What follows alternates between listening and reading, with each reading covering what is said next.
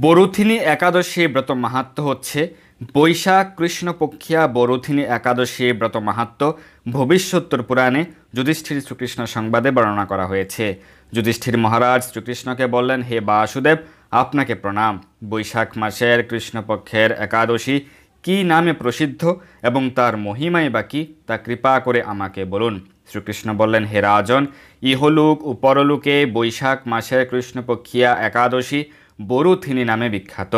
এই ব্রত পালনে সর্বদা সুখ লাভ হয় এবং পাপ দূর হয়, সৌভাগ্য প্রাপ্তি ঘটে।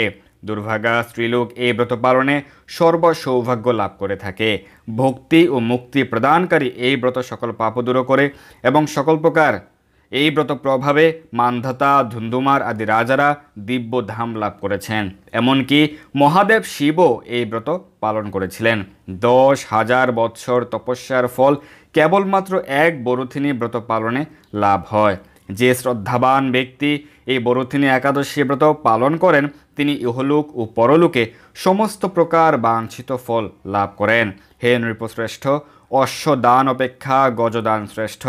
গজদান থেকে ভূমিদান, তা থেকে তিলদান, তিলদান থেকে স্বর্ণদান এবং তা অপেক্ষা অন্নদান শ্রেষ্ঠ। অন্নদানের মতো শ্রেষ্ঠ দান আর নেই। পিতৃলোক, দেবলোক ও মানুষেরা অন্নদানেই পরিতৃপ্ত হন। পণ্ডিতেরা কন্যাদানকে অন্নদানের সমান বলে থাকেন।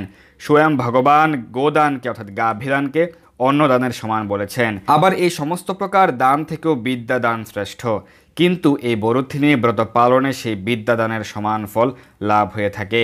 পাপমতী যেসব মানুষ কন্যার উপার্জিত অর্থে জীবন ধারণ করে, পুণ্যগ্রাসে তাদের নরক ভোগ করতে হয়। তাই কখনো কন্যার উপার্জিত অর্থ গ্রহণ করা উচিত নয়।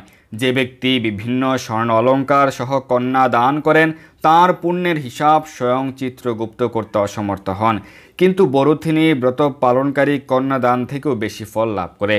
ব্রতকারী ব্যক্তি দশমীর দিনে কাঁসার পাত্রে ভোজন, মাংস, মসুর, ছোলা, শাক, মধু, অন্যের প্রদত্ত অন্ন গ্রহণ, 2 বার আহার প্রভৃতি পরিত্যাগ করবে এবং এই দ্রব্যগুলি সহ দিবানিদ্রা, পরনিন্দা, পরচর্চা এবং এই বিষয়গুলি, ক্রোধ, মিথ্যাবাক্য সহ এই বিষয়গুলি একাদশীর দিনে বর্জনীয়। কাঁসার পাত্রে ভোজন, মাংস, মসুর, মধু, তেল, মিথ্যা ভাষণ, ব্যায়াম, 2 বার আহার, এই বিষয়গুলি দ্বাদশীর দিনে পরিত্যাজ্য। হে রাজন, এই বিধি অনুসারে বরুথিনী ব্রত পালনে সকল প্রকার পাপ দূর হয় এবং অক্ষয় গতি লাভ হয়। যিনি হরিবাসরে রাত্রি জাগরণ করে ভগবান জনার্দনের পূজা করেন, তিনি সর্বপাপমুক্ত হয়ে পরম গতি লাভ করেন। তাই সূর্যপুত্র যমরাজের নিরয় দুঃখ থেকে পরিত্রাণের জন্য পরম যত্নে এই একাদশী ব্রত পালন করা কর্তব্য। বরুথিনী একাদশীর ব্রত কথা শ্রদ্ধা ভরে পাঠ বা শ্রবণ করলে সহস্র গোদানের ফল, গাভীদানের ফল লাভ হয় এবং সর্বপাপ থেকে মুক্ত হয়ে বিষ্ণু লোকে গতি হয়। হরে কৃষ্ণ। এই দুর্লভ মনুষ্য জন্মকে সার্থক করতে যুক্ত হন কৃষ্ণ ভাবনায়। আপনার সকল ধর্মীয় বা পারমার্থিক প্রশ্ন জানাতে যুক্ত হন আমাদের টেলিগ্রাম গ্রুপে।